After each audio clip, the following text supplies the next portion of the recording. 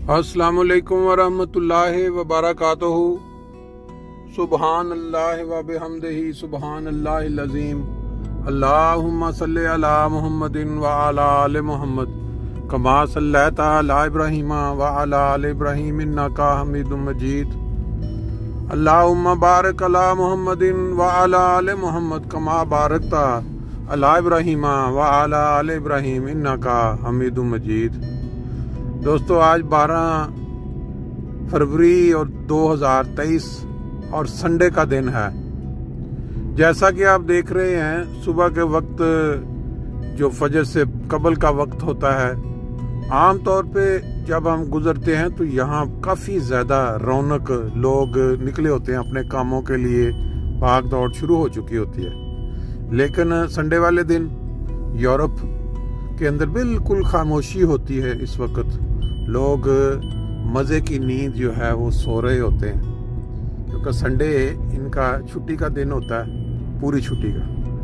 लेकिन एक मज़हब, वाहिद मज़हब जो अल्लाह ताला ने अपने नबी मोहम्मद सल्लल्लाहु अलैहि वसल्लम के ज़रिए मुसलमानों को अता किया, उसके अंदर कोई दिन, कोई ऐसा वक्त नहीं होता है जिसमें आपको जो बुनियादी गरज है पैदाइश की, यानी अल्लाह ताला की इबादत, उसमें छुट्टी कर दी गई हो या उनको छूट दे दी गई हो।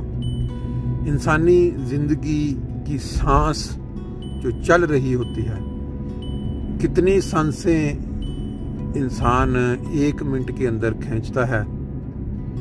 आपने वो वाक़या लाजमी सुना होगा कि सऊदी अरब में एक दफ़ा एक बुज़ुर्ग, उसको जब कोई प्रॉब्लम हुई, एजड आदमी था, तो वो हॉस्पिटल में ले गए। हॉस्पिटल में उसने कुछ 6-7 दिन उसको ऑक्सीजन पे ज़िंदा रहा वो। तो उसके बाद जब उसकी तबीयत बेहतर हुई तो उसने अपना जो डॉक्टर्स हैं उनको कहा कि मुझे अब छुट्टी दे दी जाए, मैं बेहतर महसूस कर रहा हूँ। उन्होंने कहा ठीक है। उन्होंने उसको तकरीबन 700 या 800 रियाल जो सऊदी हैं बिल ला के उसको दिया कि तुम ये यहाँ रहे हो 7 दिन, तो हमने तुम्हें जो ऑक्सीजन लगाई थी उसका ये बिल है। तो वो ज़ारो कतार रोने लग गया, बड़े मतलब जैसे धाड़े मार मार के रोना। तो वो परेशान हो गए साहब। उन्होंने कहा भाई क्यों रो रहे हो तुम? अगर तुम्हारे पास पैसे पेमेंट करने के लिए नहीं है तो हम आपको जो जैसे सऊदीया में उसकी मतलब छूट दे देते हैं, एक ऐसा फंड है।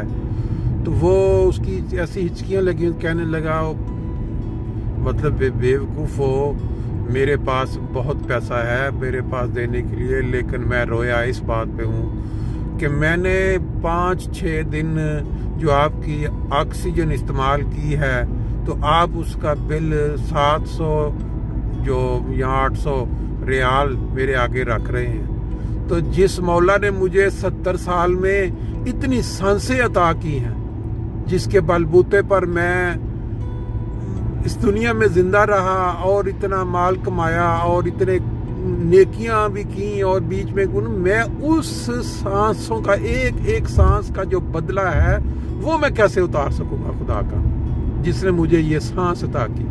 अब ये सोच का एक अंदाज है। लोग दुनिया के अंदर इन सांसों के बदले लोगों का हक मारते हैं। कभी आप गौर करके देखें किस तरह लोगों पे जुल्म करते हैं। ऐसी ऐसी कौमें दुनिया में पाई जाती हैं, खुदा ताला ने जिंदगी अता की है और वो लोग दूसरे लोगों की जिंदगियां छीनते हैं। ये बड़ी गहरी चीज सोचने वाली है। एक एक सांस का बदला इंसान नहीं उतार सकता उस बुजुर्ग की तरह जिसको अल्लाह ने सब कुछ दे रखा था, लेकिन 600-700 जब रियाल दे के उसके दिमाग में ये चीज़ पैदा हुई कि इस 6 दिनों का जो सांस मुझे इन्होंने दिया, उसका ये बदला ये ले रहे हैं मेरे से कैश और मैं आज़ाद हूँ। लेकिन जिस मौला ने मुझे सारी उम्र सांसों से नवाज रखा, मैंने क्या उसके बदले में दिया? क्या मैं रोज़े क़यामत खुदा के आगे जवाब दूंगा? लेकिन बदकिस्मत कौम एक देखें ऐसी, जिसके अंदर हमने तो अपनी कौम को देखना ना, जहाँ हम पैदा हुए, बड़े हुए, पले बड़े, کہ وہاں ایسے ایسے انسانیت سوز واقعات ہوتے ہیں اور پھر وہ خدا کے نام پہ کرتے ہیں، خدا کے مذہب کے نام پہ کرتے ہیں، اس کے انبیاء کے نام پہ کرتے ہیں۔ ابھی پرسوں جو کل ننکانہ صاحب کے اندر جو ایک بندہ بیچارہ معذور، ذہنی معذور آدمی ہے، وہ اگر اس نے وہ حرکات کی ہیں کہ قرآنی اراک کے اوپر تصویریں لگا کے اپنی ابھی کہ اس کو وہ جادو ٹونا کرتا تھا، تو ہر ذی شعور انسان یہ خود سوچ سکتا ہے کہ وہ ذہنی مریض تھا۔ اس کو ایک شخص کو پتا ہو کہ مجھے شیر کے پنجرے میں پھینک دیا گیا ہے اور میری جان جو ہے وہ نکل جانی ہے، ابھی یہ شیر نے مجھے چیر پھاڑ کے رکھ دینا ہے، تو آیا وہ شخص وہاں بڑے آرام سے بیٹھ کے سکون سے وہ کوئی ایسی حرکت کرے گا کہ ابھی جو 5 منٹ تک شیر مطلب مجھے پہلے کھا جائے؟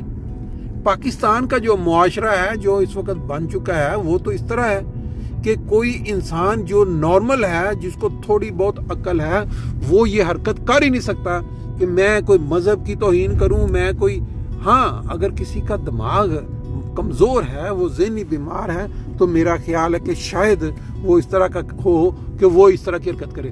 لیکن پرابلم یہ ہے کہ معاشرہ پورے کا پورا ہی بیمار ہو چکا ہے۔ ہوا کیوں ہے یہ سب؟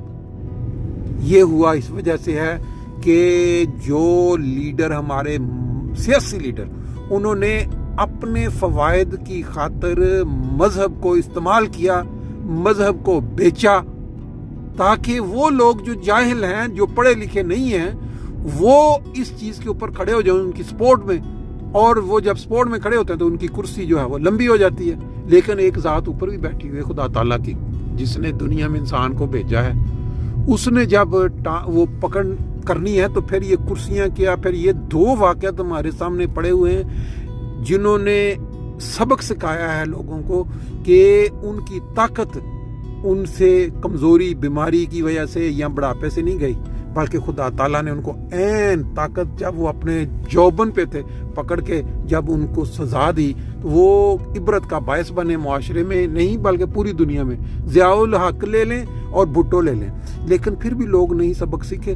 اس کے بعد یہ جو مذہبی تنظیمیں بن چکی ہیں جنہوں نے اب قوم کو بگاڑ کے رکھ دیا، یہ انہوں نے کیا؟ اب ایک ایک سانس کا بدلہ اللہ تعالیٰ کو دینا ہے۔ یہ تو لوگوں کی سانسیں کھینچ رہے ہیں۔ اللہ تعالیٰ ان کو فہم اور عقل دے۔ ہمارا جو ہماری جو منزل ہے وہ آ گئی ہے، باقی انشاءاللہ پھر